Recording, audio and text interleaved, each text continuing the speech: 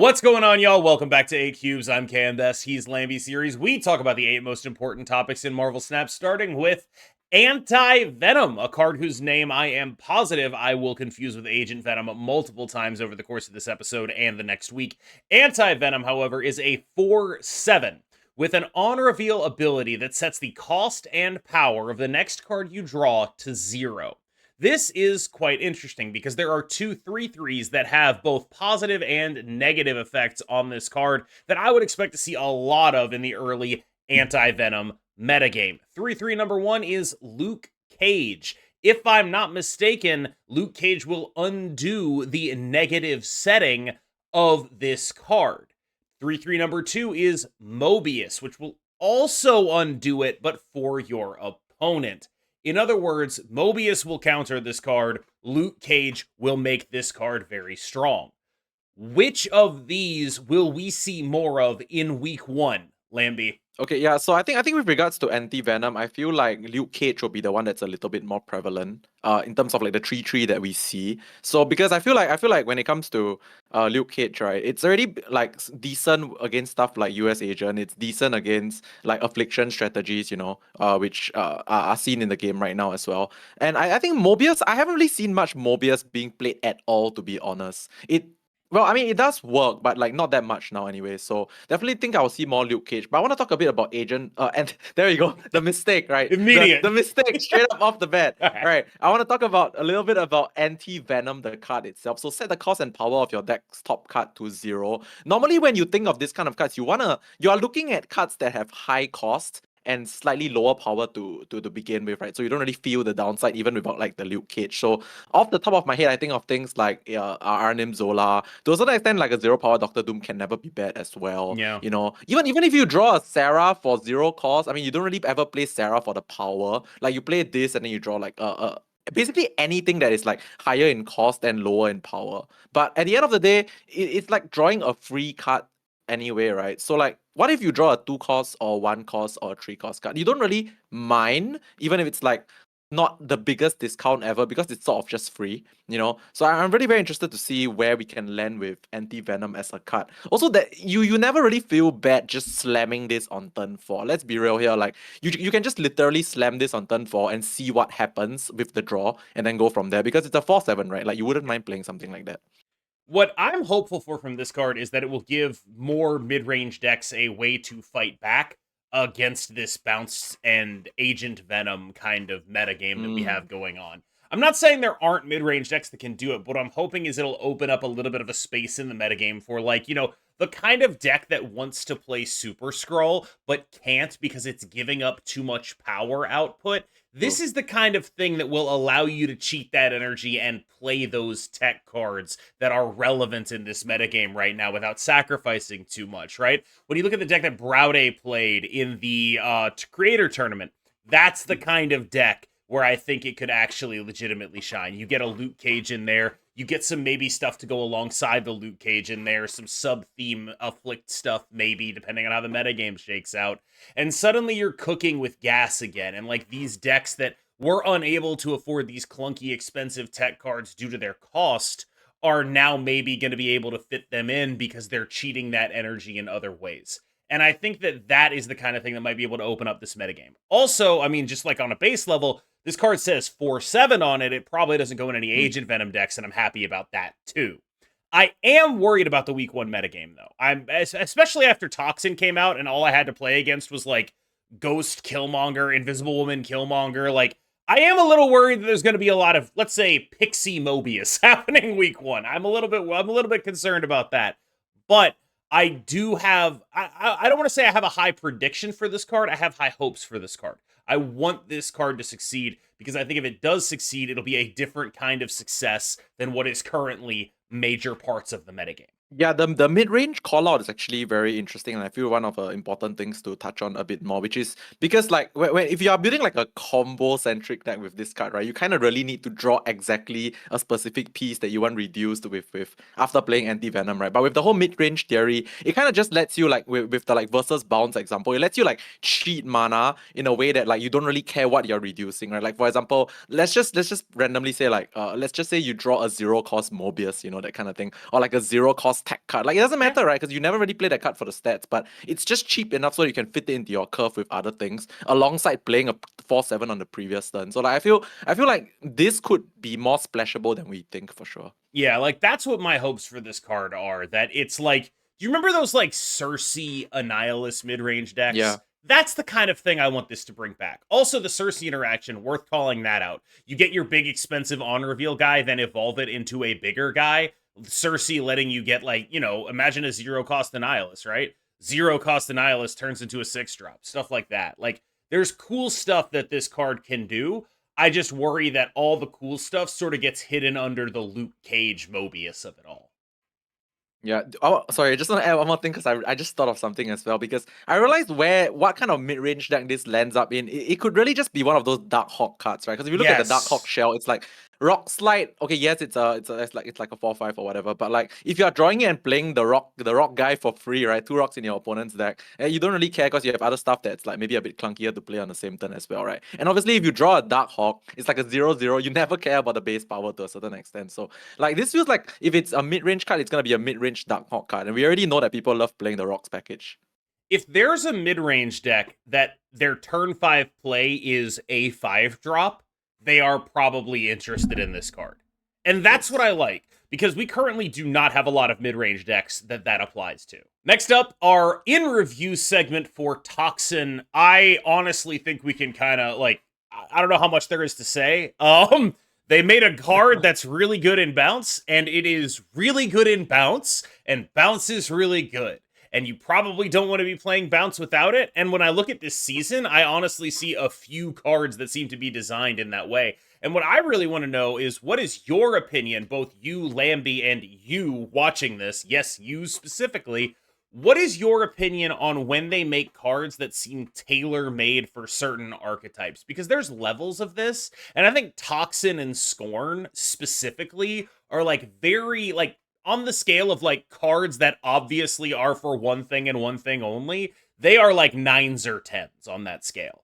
And there are other cards like, you know, like we talked about the general shape of a deck, like that Anti-Venom could go in, right? But that's still like a general shape and not just literally one group of 12 cards, where cards like Scorn and cards like Toxin are very much that, like Sebastian Shaw type cards, where it's like 8, 9, 10 on that scale.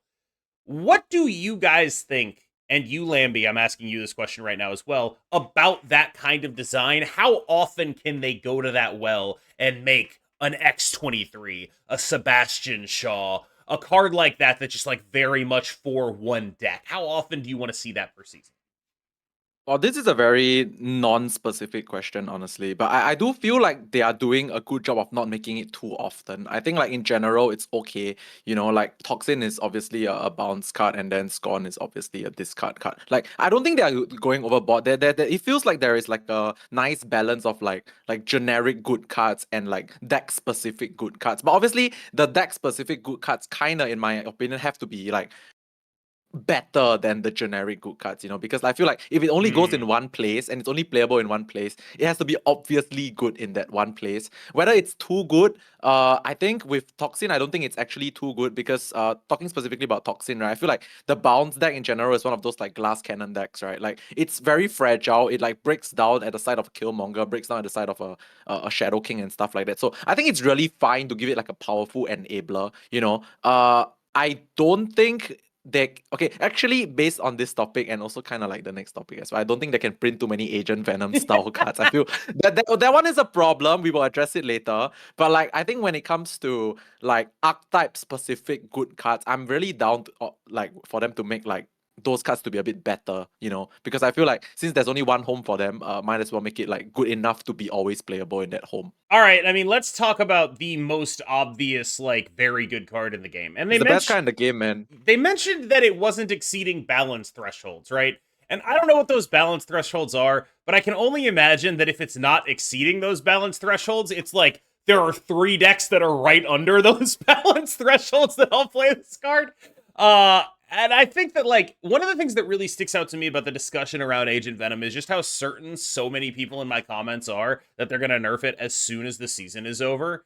And part of me keeps thinking about that, and it makes me feel like they put themselves in an awkward position with the way they approach nerfs, right? Because I understand the desire not to nerf a card immediately and to give it a little bit more time to see if the metagame can adjust to it, especially if it's a card that people like and are excited about and doesn't fundamentally break Marvel's Snap. I understand that desire, but at the same time, part of me looks at this and says, well, okay, if the card is as strong as I think it is still going to be on top of the metagame in 2 months, right? If I am Yeah. correct about my assessment of this card's power, it will still be on top of the game in 2 months. And the threshold for like what is a balance issue. If the same deck is the best deck for 2 months, then that becomes more of an issue than it is in the immediate of the same deck being the best deck for 3 weeks. And so I almost worry that they've set themselves up here for when this card is the best deck a month from now, that then they're going to end up nerfing it because they have a lower tolerance for that happening over a longer timescale. And like what's confusing about this to me that's correct. You are supposed to have a lower tolerance for something being the same for a long period of time than you are for something over a short period of time. The issue is, I feel like we can all sort of see it coming, right? Like where Yes. we're all looking at this card and we're like, this is clearly just a little bit too good. It's just a little bit too good. I don't know exactly how much too good, but like make it a 2-3, make it a 2-2, do something along those lines, and then it might not be the best card in the game in a month. But right now, I feel like we're on a direct line towards this is going to be the best card in the game in a month unless they do something about it. And I don't know how we get away from that timeline. Okay, so my comments on this will firstly be yes, we need to nerf Agent Venom. Yes, okay, let's start with that to get it out of the way first. But the second thing is I feel like, okay, let's just look at random Battle Pass cards, right? Let's just think of like Elsa, Bloodstone, Miss Marvel, and then now this card. I mean, let's just talk about Loki as well. Why Loki. the heck not, right? Yeah. Why the heck not, right? Like I feel like it's the way. Okay, I don't want to say like whatever, but like I feel like this is just the way they're gonna do things from now on because they want the Battle Pass to sell. Like, I mean, honestly, they want people to buy the Battle Pass cards, right? And then at this point in time, it's like, is it really that like difficult to just? I feel like you just have to assume that without the Battle Pass cards, it's gonna be very difficult to play sometimes. And like, I know it's not a very nice feeling to have, but I mean, like, they kind of do know that like they want the Battle Pass to sell, right? So like, I feel this is gonna continue to be a trend whereby the Battle Pass cards once in a while, every few months will be like super overpowered. And yes, after that period, it will get nerfed again. But like I think this is something that like we have to expect, you know. We have to expect there to be powerful Battle Pass cards coming out in the near future as well. So I mean I don't really have much to say. I feel like this is something that we just have to get used to. Sad truth though, but I think we really have to get used to it being like this. They've been pretty explicit about their goals being to like aim high on a lot of these Of cards, course. right? Like, of course. because if they aim low and the card misses, no one buys it, they Hydra Bob it, there's no good solutions to that scenario, right? Everyone remembers how horrible it was when Hydra Bob came out. Everyone remembers being annoyed about that, right?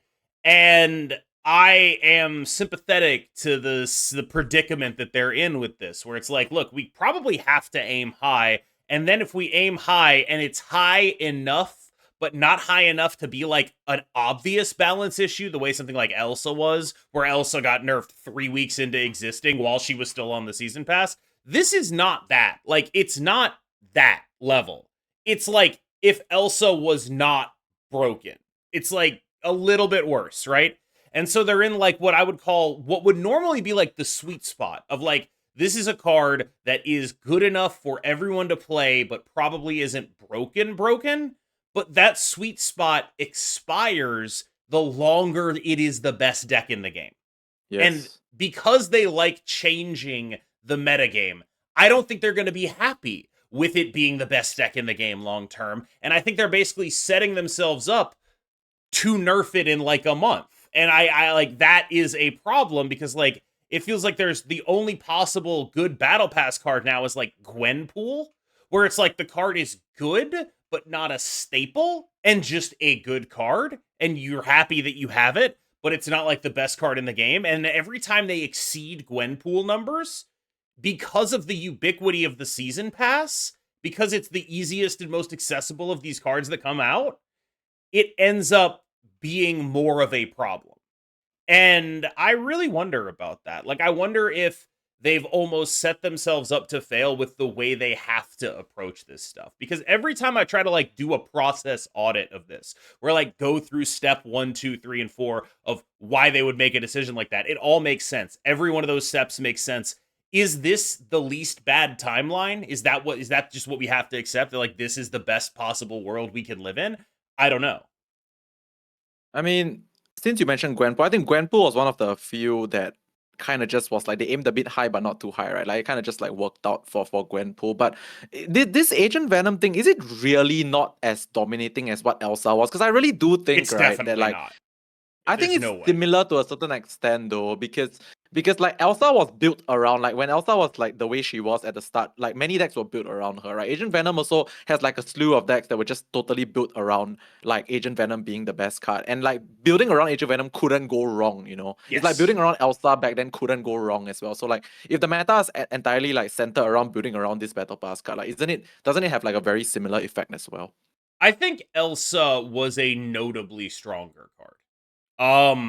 And my evidence for this is twofold. The first is I remember having a really like one of the first conversations I had with Tanjo back when he was like he was like rank 1 all the time in the Elsa Loki season was about like what specifically it was about Loki that he liked.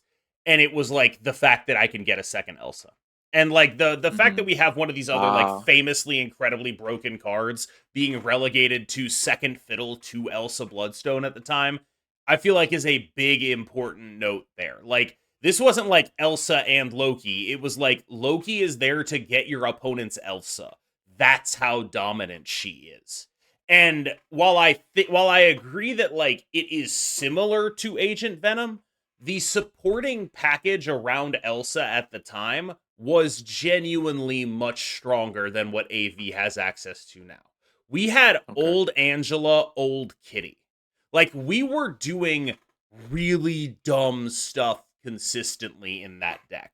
It was able to afford a variety of weird tech cards. It was able to afford to run its own Loki. I firmly believe that that deck is one of the best decks that has ever existed in Marvel Snap at high Okay. levels. Agent Venom is quite good, but I don't think he hits that point. And I think that Mm, I will offer as evidence of this that I don't think they'd lie and say he's not exceeding balance thresholds if he actually was. Elsa, on the other hand, was exceeding balance thresholds so hard they nerfed her after 3 weeks. I do think there okay. is an appreciable difference here, even if it's just the difference between like averaging a 54% win rate and a 57% win rate or whatever, right? Like there is a gap, but they're still like they're in the same role in the metagame. It's just Elsa was a little bit better at it. Fair point. Yeah, sorry, just want to add one more thing also, which is I think the whole no, because this is a really interesting topic, right? Because I feel like when we touch the realm of second copy of the card, right? I think you might be actually just correct because second Elsa was definitely way more broken if you could manage to get it. Second Agent Venom does nothing. And then I thought of another thing, which is like if somehow you manage to obtain a second copy of your opponent's Miss Marvel during the period where Miss Marvel was the thing, it was also really broken, right? So like I do think that like Agent Venom, well, at least it doesn't have that going for it when Yeah. it comes to like multiple copies of Agent Venom, He's So also at least bad if you draw him late, right? Like he's not doing yeah, anything on fine, turn fine, 4. You fine, play fine. Elsa on Yeah. turn 4, you're still like, hell yeah, I got my Elsa. It's cool. I fill up the lane on turn 4 with my Elsa and a Kitty Pride. We're Gucci. Like it's the whole deck always worked. It's like if Agent Venom didn't have to be played on turn 2. That's what Elsa was.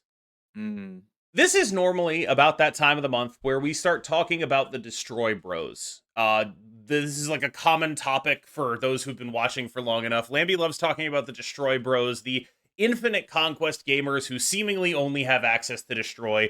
Destroy being a massively prominent deck in Infinite Conquest for reasons related to presumably collection level access and just generally having a lot of popular characters and the fact that Infinite Conquest has no actual matchmaking in it. I wanted to just sort of give a little bit of a eulogy for Destroy because I think the deck right now is as bad as it's been in forever. And it's been like a slow, continual downward slide to me. And it's just very frustrating to watch because if you ask me, Destroy is the deck they should take the most care to make the best deck in the game. It is a cool and unique deck. It features literally Deadpool, Wolverine, and Venom, characters who got movies about them in the last 6 months. Death, who's in the new Agatha Harkness show, played by American heartthrob Aubrey Plaza, no spoilers. And like, I just don't understand why they have this obvious home run of a deck that would be so cool if it was good. That is a great play style, a unique play style, a fun thing to do, fun to play both with and against because of the way other cards interact with these cards, because of weaknesses to every tech card in the game, and because of generally interesting gameplay. I don't understand why, in a season where they made symbiotes, where they made one specifically for bounce and specifically for discard, they didn't make one for destroy. And I know people will point at agony or whatever, but it's like, that doesn't really count. Like, let's be real about this. That is, it might be one of the best 12 cards to run for destroy, but it's not like a clear-cut, obvious inclusion the way Scorn and Toxin are in their respective decks. And I guess I just like it bothers me. It feels like a missed opportunity. Like, where's the other destroy symbiote? Where's the cool thing for this deck? And I really don't know. And I this is like my public call to action. Please make some destroy cards, dude. Yeah, I just have two very quick points to add on this one. So, first point is when it comes to Conquest, Destroy Bros is like, it's a real thing, but it's also not always a real thing. But it makes a bit of sense simply because in Conquest, when you get stuck in a match versus a matchup that you don't really like, or like it's a difficult matchup, right? You just like get run over, right? So Destroy is one of those decks that like when you get to play multiple times against the same Destroy deck, then you will see multiple locations whereby the Destroy deck just benefits from. There is a ton of Marvel Snap locations that benefit from just you playing destroy cards or like duplicating destroy cards and stuff like that. It's one of the most like beneficial archetypes when it comes to random locations. And you, if you're stuck in a matchup like playing against that multiple times and you just high roll like multiple destroy locations, right? It's gonna be really difficult. So I guess that's one reason why people like to play destroy in like multiple rounds of conquest as well. But that being said, I've seen some of the recent builds of Destroy, and I feel like people are trying too hard. It's just a very weird, like, I think Destroy builds now are like worse than in the past because I saw this like Atuma Destroy thing whereby you're running Atuma and hoping your stuff explodes on the Atuma location. It's very cope, I would say, but I think that's still like okay. I think the worst one that I saw was they cut Death from their Destroy deck because they wanted to play Agent Venom to buff the little guys, but you're cutting the 0 mana 12 power thing. So to me, it's like, okay, I think Destroy is in a very weird spot. I think just play the original one if you really want to play Destroy, and I think you'll do better. Sarah's back in the metagame! We're playing Sarah Control again, and a lot of that, and I mean a lot of that, is that Sarah is the AV deck that beats the other AV decks, or at least it is positioned in such a way as to do that. Like, obviously, the Iron Man deck copying 2 Cosmos is actually like the #1 thing you don't want to see as a Sarah deck, but generally speaking, the idea with the Sarah deck is that it's going to beat the other AV decks thanks to the tech that it has, Invisible Woman, Killmonger, and it will still get points on the board thanks to Mysterio, Hitmonkey, Agent Venom, and Gwenpool, right? And so you have a lot of access to power, but also a lot of access to relevant tech right now. Rogue, Killmonger, US Agent, stuff like that's going to be important for you. And that has meant that Sarah right now is as good as I think Sarah has ever been. And I really wanted to point this out because it's the same thing that happens every other time Sarah is good. There is a busted points package that is subsidizing your ability to be a tech deck. And that happened last time with Miss Marvel. This was a Miss Marvel deck last time Sarah was really good. Was that there was this Miss Marvel package that subsidized Sarah, which allowed it to be the Miss Marvel deck that beat some other Miss Marvel decks, right? That's happening again, only now the point package that it's subsidizing with is Agent Venom. Yeah, so I really want to talk quite a bit about this one, but I'll keep it short as well, which is I have a lot of experience playing the bounce deck, the normal AV bounce deck into this deck because like recently I've been playing quite a bit more Marvel Snap and I realized the Sarah decks now are actually relatively hard to beat for bounce because other than like basically the Gwenpool turn and the Sarah turn herself. There's actually the Sarah deck actually plays so little cards before turn 6 that it's actually so difficult to lose initiative into the Sarah turn 6. It's so difficult even as a bounce deck because the crazy thing is now we have Toxin, right? And like playing a Toxin and bouncing 3 things means you are a 2/7 and a 2/7 is bigger than a 4/6 and also or a 5/4, you know. So like trying to lose initiative with a Toxin is actually weirdly difficult because it's big on the board, you know. And if you're not bouncing maximum, you're also like losing out on like bounce effects. So I feel like the Sarah tech deck right now. Yeah. So the interesting thing is like with all the tech cards you can play in Sarah tech right now, there's actually no Shang in this deck, which is not something that we've never really seen. Right, there's always a Shang-Chi in Sarah tech decks, and in this scenario, we don't have Shang-Chi, right? We have like Red Guardian, we have Rogue, we have US Agent. These are like a little bit more proactive tech cards if you think about it, and more generic tech cards as well. But they work totally fine in the meta right now. Even the Killmonger can be decently proactive at times as well. So I feel like Sarah tech is well positioned because like the tech cards you play. Firstly, it's very easy for you to lose initiative, and secondly, as well, the tech cards you play are very universal in a sense whereby you can literally use them against most things, and they will not seem useless. You know, so that's why I feel like Sarah is actually very well positioned in the meta right now. And this is also true. They're all cheap. So you have the ability to get some AV stats out of them, even if they're not real, right? Like, I've played Rogue for stats, just like a 3-6 Rogue off of Agent Venom and a Gwenpool proc. And like, that is just like, that's a 2-6 after Sarah. I'll play a 2-6. I'm fine with that, right? And so like, you have this, like, the cheaper your tech cards are, the more able you are to subsidize them with Gwenpool, with AV. And I think that that's also important. All right, let's talk about Bounce. The defining deck of this metagame, I think would be fair to say, if not necessarily the best on its own, but I do think it is the one that defines this metagame the most. It's the one that sets the parameters, right? What I'm struck by every time I play a deck that isn't like explicitly prepared for Bounce is just how absolutely dead I am if they play Agent Venom on 2. Like, if I'm playing a deck that just doesn't have enough points to beat that, it's just like, oh, I have instantly lost the game. They played that card. I cannot compete with the numbers they're about to put out. There is no chance. But if they don't play that card, suddenly Bounce is not so far and away better than my Scream mid-range or whatever that I can actually deal with it. It's a real delta there, because one of the things I really wanted to point out about Bounce is the inclusion of Agent Venom and Black Swan specifically. Those two cards have made your endgames a little bit weirder and clunkier, because those cards in the deck used to be cards like Mysterio, cards like, you know, an extra scaler or whatever, but because you need to run Agent Venom, because you want to run Black Swan, now you have 2 less slots in the deck for, you know, whatever scaler you're not running, whether that be Sage or Bishop or Werewolf by Night, the 5th 1-drop, if your Iceman wanted to get in there. You don't have room for that anymore.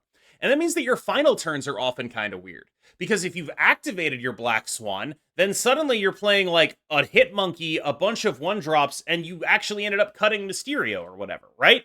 And so there's this like sort of, one of the things I've really noticed playing this deck is like, your turn 6s aren't always as good as you think they might be. In like, when you look at the deck, you're like, my turn 6s are busted, but because you're building, sometimes you're just like, oh, my final turn is a bunch of 1-drops, a Hit Monkey, and a totally unplayable Falcon.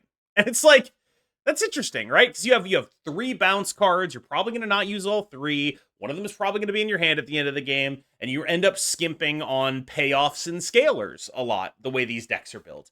And I think that's just a really interesting dynamic, because it makes me feel like these decks are unfinished, imperfect, and still probably the defining decks of this metagame. Yeah, I actually totally understand what you're saying, because the deck that I played the most right now is I actually play AV Bounce a lot. And this gap that you're talking about, this like 3 mana monkey or sage, and then all the 1 cost that costs 0, and then the gap, right? The gap of like, you cannot play the Falcon, you cannot play the Beast, you can't even sometimes play the Toxin that you bounce, but it's a bit difficult sometimes as well. So I get it, I get the gap there. But I feel like every time I have this like sort of gap, my hand is all like 0 cost, like Nico Minoru that's a 1/6, a Sable that's a 1/7, double 0 cost demons. Like, even if they costed 1, I didn't care. So now that they costed 0, I guess the gap is okay. And like so I feel like that's only the byproduct of like you being able to activate the Black Swan. If you couldn't activate the Black Swan, I feel like it's gonna be like a monkey that costs 3 and like triple 1-drops that are like kind of overstated, you know. So I feel like it's okay. But like, I guess personally what I did was that, I don't know if everyone's doing this, but I'm running Shadow King in my bounce deck as well. I'm running my own Shadow King. So like, that gap is like insane because there's always like a tech card I can play on turn 6, which is like Monkey, Shadow King, and all the 0-cost 1-drops, right? So like I filled the gap with a tech card. I know it's not always gonna be in your hand and all that kind of thing. So I guess maybe what we're talking about is like maybe there's a world that because we're playing AV, we can put the Iron Man back in there, right? That Or we is can sort of where put I'm the going, yeah. yeah, or like, I mean, the perfect world is you have like both Sage, Monkey, and all the 0-cost 1-drop. So it's like 3+3 plus all the zeros. That's like perfect world scenario. So maybe, yeah, stuff to explore for sure. But I think when you say weird on the final turn of Burns right now, I agree it's a bit weird. It's also very flexible though, because, right, your hand is like, if you activated the Black Swan, it's just the cheapest hand ever. You can allocate power in everywhere. Like I think your only fear is having initiative and losing to Killmonger. But like, other than that, I think you really have a very flexible turn 6, and personally, I like that a lot more. Despite all the talking we've done about like what is and is not maybe a little bit overbearing, what is and is not maybe a little bit overpowered, I think we both kind of think this metagame's a little bit open and there's room for experimentation. And I just wanted to get your take on that. Yeah, I really like this meta game, by the way. Like I do know AV related decks are definitely one of the top dogs, but they're not like top dogs and no one else can like play into that, right? Like because AV decks by nature are weak to Shadow King. So just playing Shadow King in your like other kind of deck, like kind of just makes sense as well. Like I've seen Wiccan decks that have like the Alioth and Shadow King, which is crazy strong on the final turn, by the way, for example. Like it's just a lot of like like floodgates and negation. I've seen like misery style decks, that like repeat in their own review effects. I've seen Tribunal to a certain extent. I've seen a lot of Sarah. Like I've seen like Try Hard Destroys. There's also this card, this card that's doing decent because it's not really very counterable. Like just off the top of my head, I just named like 7 different decks, and only one of them sort of is like an AV must-have deck.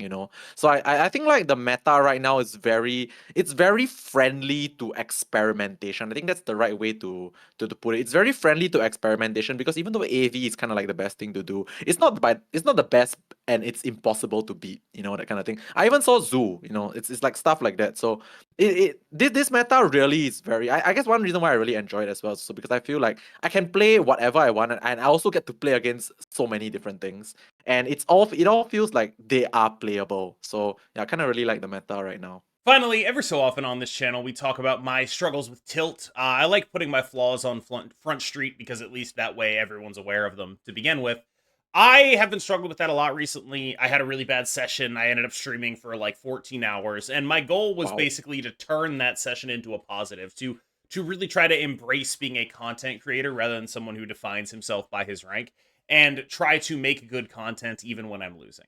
And that is basically the goal that I'm going to set for myself here, where it's like, I realize on one level it's a little bit arrogant to be like, oh my God, this is the worst day I've ever had. I'm only ranked 25th in the world. That's like, it's kind of a jackass thing to think, right? Like, I get that it's meaningful to me, but it's not how I should be thinking. How I should be thinking is, how do I make myself an enjoyable view for people on Twitch? How do I make good content for people on YouTube? Because that's what my job actually is, and this other stuff is stuff that I sort of feel like I push on myself to do. And I've talked before about trying to manage that transition, but the reason I'm talking about this really long stream is because I feel like it's the first time where I was actually able to do that.